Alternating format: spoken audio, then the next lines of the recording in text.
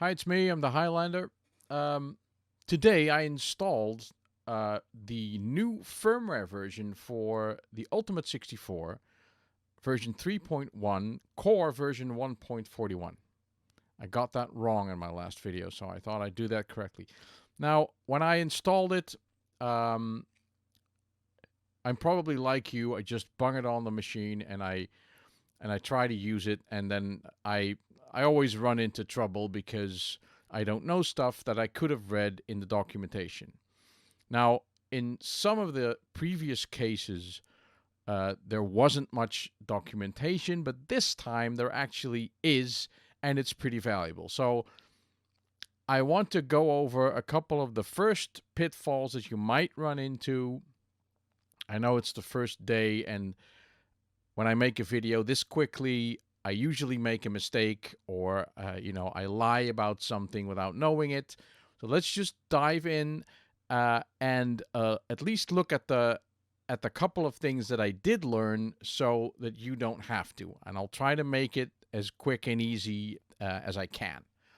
So let's just first look at the documentation that is there. Now, in the download link that was posted by Gideon on Facebook, there is also a link to the documentation, and that brings you to this website where it talks about how to install the firmware on your device. Now, previously, if you went to the download page, you would have to scroll down to get to the same software that applied to the 1541 Ultimate devices. In this case, there's only one download file, and it contains all of the versions. And somewhere along the line after version 3, the 1541 Ultimates were able to install a new firmware by just clicking on the file. So you have to at least have upgraded your 1541 Ultimate to firmware version 3 to be able to do that, but it also says that in the text right here. So let's just quickly look at what's inside the file. First of all, there is the update for the Ultimate 64. Now, notice that this mentions the 1.41 core version.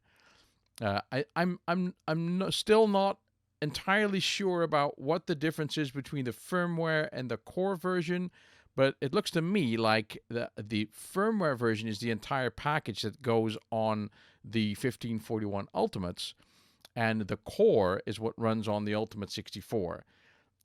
Because the Ultimate 64 also includes the 1541 Ultimate, so that's probably the difference. Anyway, this is the file that you need to upgrade your Ultimate 64. It says so, firmware for Ultimate 64. It has the 1541s. It has two of them, two 1571s and two 1581s. Now, this is all new. Support for these drives wasn't available before. I think 1571 maybe, but the 1581 definitely not. These are formats or drive types that I don't usually use. The SID, the sampler, and then this Gmod 2 support. That's been on my personal wish list for a while. This means that the Ultimate 64 is now capable of loading and using Gmod 2 format cartridge files. Now, the Gmod 2 cartridge was developed by individual computers, I think specifically for Sam's Journey, and it packs a lot of memory, and it is also capable of saving data, like game saves and all that. And until now, it was supported, by real Commodore 64s and Vice, but now also on the Ultimate, which is great because that means that I can now simply buy digital downloads of games that are published as a Gmod 2 cartridge. Now, I'm not a big box and hardware fan because I think it takes up a lot of space and all that, and I don't end up really using it. So this for me is perfect. And the last column is about the modem, I think. So this matrix lists the things that your device will support if you install the software. This one is for the Ultimate 2 Plus, which offers the support for everything, just as the Ultimate 64. But if you have a 1541 Ultimate 2, like I do, then you have to choose either, and that choice was always there. Like you either choose for the audio version of the firmware, which gives you one 1541 device and the SID and the sampler. I'm not quite sure what the sampler is, but let's just roll with it. Or you choose this one, which is the double disc support, which gives you two 1541s and no SID. But it does give you a modem. Or, and I'm guessing this is the Gmod 2 version, GM, and it gives you two discs and Gmod 2 support. So if you have the 1541 Ultimate 2, you have to make a choice. I would go for this one any day, but that's just me. Then this next file is the updated hyperspeed kernel. Remember that with the Ultimate 64, you are now capable of, or you were already a while back, capable of directly accessing the memory and loading a file from memory into the Commodore 64. But you have to do some setup work, and you have to have a special kernel that supports that, and this is that kernel. It is delivered with the package. And then there's the changes.txt. Now, the very first thing that you will run into when you install this is that you will be offered, you will be given a flash directory. And this flash directory, you can put stuff in it. You can save cartridges in it, cartridge images. Now, that space does not come for free, right? It is basically flash memory for you, but that space used to occupy all of the cartridge images that were built into the 1541 Ultimate. So all the super snapshots and the final cartridges and the Epix fast loaders and all those. That list of 10 or 11, I don't know how many cartridges there were, they used to be in that space, but they are gone. So once you install this version, you will have no more pre-installed cartridge images. The reasoning behind that is that you were given these cartridge images and they were taking up a lot of space, and it's unlikely that any one person was using all of them. Usually, you have one that you prefer, and maybe you switch to another one. So, you might use one or two or maybe three tops, but you're never going to use them all. So the idea was to just get rid of the built-in images, so free up the space, and then give you the room to install cartridge images in there. So what you can do now, when you're playing your Gmod 2 or your Easy Flash or whatever cartridge game, you can go into the menu and then save the cartridge image. And that will save an image of that cartridge into the flash storage folder. There is also a ROMs folder, and that stores the kernel ROM and the basic ROM and the character generator ROM, but we'll have a look at that as well. So let's scroll down and just have a quick look at the added features. One of the big things, of course, is that there's now support for the 1571 and 1581 drives, which is great for a number of people. Personally, I just use the 1541. But I'm limited that way. Another thing that's been requested is MFM support on 1571. Now, I had to look up what that is. Apparently, it has to do with the way bits are stored on disks, and this is modified frequency modulation, blah blah. I think this is the same as the MFM that you hear in a relationship with hard disks. Apparently, there wasn't support for that. I didn't know that, but it's there now. So for the people who use that, this must be something really nice to hear. There are now added audio samples for inserting and removing floppy disks. I've heard them, and if I didn't know what they were, I wouldn't have been able to tell you that it was inserting or removing a floppy disk. So I like the idea. I don't know. I'm not a big fan. They added a second drive sound to the speaker output. Apparently, the second drive wasn't producing output. I didn't even know that. The possibility to use your own drive sound samples. Now, in that ROM folder that I just mentioned, there are indeed some sound sample bin files, but I can't do anything with them. If I click on them, it doesn't recognize them as sound files and offer me to place them anywhere. I don't know how to make a bin file like that with the sounds in it, so it's kind of lost on me. But I'm sure it'll be clear in the near future. Then there's the custom U64 palettes. This is a really cool one, actually. If you are familiar with the Ultimate64 streamer app, you already know that you can apply a palette to the colors, which means that the color information that comes from the Commodore 64 is basically a number, and you can choose which color goes with that number. So you can change the entire visual aspect of your Ultimate 64.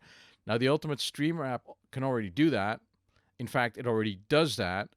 And since I'm showing you the Ultimate 64 through the streamer, I can't show you this effect, but you can now add a color palette to the Ultimate 64 itself, and it will display those colors, which is ultimately cool, I think, at least. It does accept the VPL color file format that is familiar in Vice, from Vice. So it's just a little file that says, okay, this color code is this, means these RGB values, and you can just make your own color palette and apply them. And it applies that to every color that the Ultimate 64 produces. So that's actually pretty cool. I'll just go into the menu, and you'll see right away that this is the flash disk, right? So there's a flash, there's the RAM disk that was already there. This is my USB drive that I have installed, and this is my network interface. So this flash disk will be new when you install it. It will be there, and it will have the carts and a ROMs folder. If you go into the carts folder, it'll say no items, and if you go into the Shift F2 menu like I'm doing now, and go to the C64 and cartridge settings, you'll see that the cartridge slot here is empty, and if you click on it, there's nothing there.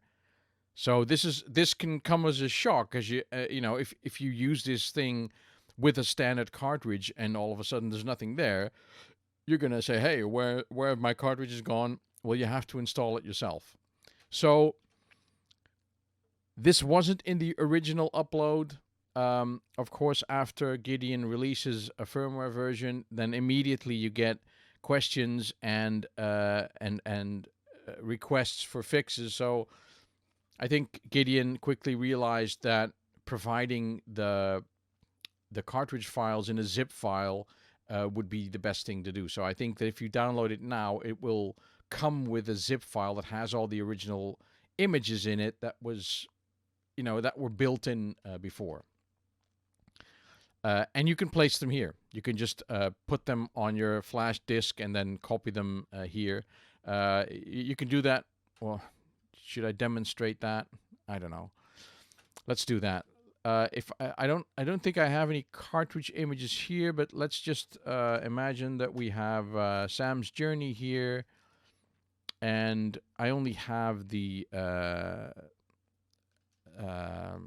Easy Flash copy here. So if I press space, I basically select it. you can see the little diamond that appears. Then I press Control C, which copies this file to the clipboard. I press OK. Then I go back and I go to my flash disk and to my carts, and I do Control V, and it copies the cartridge image. Now this is not an unlimited space. See, now it appears here, and I can just select it. If I go to Shift F2 now, and probably if I go to C64, I can now choose Sam's Journey as my startup cartridge. All right, not that I, in this case, not that I want to do this, but this flash area is handy, but it's not endless, right? I mean, you have to realize that it can hold a number of cartridges, but you can't load every cartridge you have into this space. That just doesn't happen. I wonder if I can delete this. I can just delete it because I don't want it there. Okay. In the ROMs directory, you will find these ROMs, the 1541, the 71, and 81 ROMs. They're already there when you install them. I didn't have to put them there. There's now a basic bin in there. So in the very first versions of these products, then these ROM images weren't present. You had to download them from somewhere. Now they're here. This is my Dolphin DOS ROM. I put it there. The character generator ROM is there. This is the kernel that I need for Dolphin DOS. Regular kernel. And these three are those sound things. Well, if I press enter on them, view, rename, delete, there's nothing I can do with them. And also, I can't find anywhere in the menu where I can apply these or unapply them for that matter. So I'm not entirely sure what to do with these. Okay, so let's have a look at the palettes. So if I go to the U64 specific settings, there is an option here for the palette definition. I can either set it to default or I can enter it manually, and I'd have to type something in here, but I don't know what. The easier method is just to go to a place. I have some on the RAM disk that I copied off my Vice installation, and I can select. I just picked a random couple. I can just select one, press enter, and say apply palette. Now, on a real display, you would see the difference. But because the Ultimate64 Streamer app is already applying its own palette, we don't see the difference here. But on a real screen, this is how it works, and you would actually see a difference. The difference is, with the examples that I have, isn't dramatic. It's either lighter or darker. They just fidget with the intensities a little bit, but you can go nuts with them, right?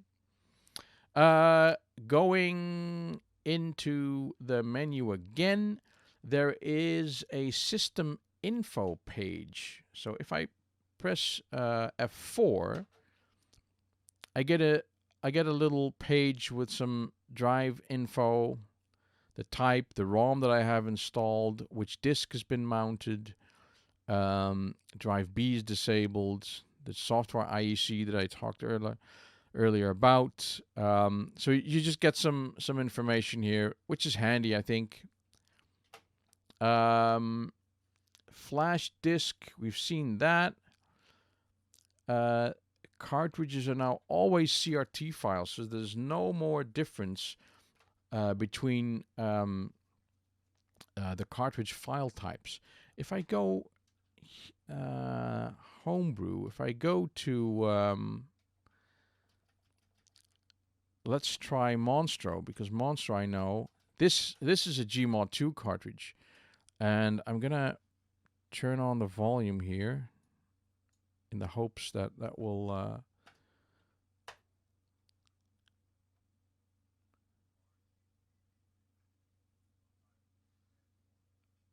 does that show up at all?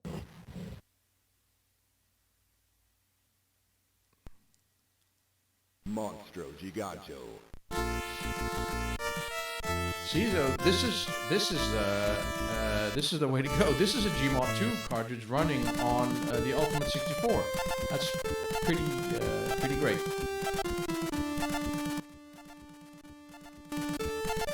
Mess with the volume here. Leave a little bit, maybe. Nah, turn it off. So that's nice. The one thing that is specific about the Gmod and the Easy Flash cartridges is that they are able to save data. Now, there's the Ultimate 64 still can't detect which bit of the flash memory that's on the cart is being changed when data is being saved. So it doesn't know anything else but to save everything in the cartridge, and it's still a manual operation. So you still have to go into the menu, press F5, go here, and then say save cartridge, and then it'll save it'll press enter, and I can type a name, test, and it'll save a copy of the entire cartridge. So that's still the way you have to save the data on an Easy Flash and on a Gmod 2 cart when you're using them on the Ultimate 64. You know, we're a big step ahead. Okay, that's the way I see it. I love it. This opens up a lot of things for me. But you know, the saving action will just save that for a later date. See what else? Cartridge compatibility, check and reporting. Don't know what that means. Gmod 2 support, including EEPROM. Zaxxon cartridge support. I think the Zaxxon cartridge was a special type cartridge, and I don't know. That probably wasn't supported before, but it is now. And then there's a last thing in the changes, which is implemented writing CVT files back to a disk image. I have no idea what that means. There's some UI improvements, long file name truncation, added F3 help screen to config menu. There's a couple of things. Add save function for all cartridges, including Easy Flash and Gmod 2. So most of the things we've seen, the biggest stuff that we've seen is the Gmod 2 support, the 1571, 1581 support, and the palette, and what else? The audio, and the fact that the built-in cartridges are missing, and that you now have the flash memory. So I think I'm going to leave it there. I think I've said the most interesting stuff that I have to say. I probably missed stuff. I probably said things wrong. I've annoyed you in some way because I have a talent for doing that. I'm sorry. But I thought it was important to put these things out there because these are the things that when I tried it out and I didn't read the documentation, I ran into this. So now you don't have to read the documentation. You just have to watch my boring video. So thanks a lot for watching, and I'll see you next time. Bye-bye.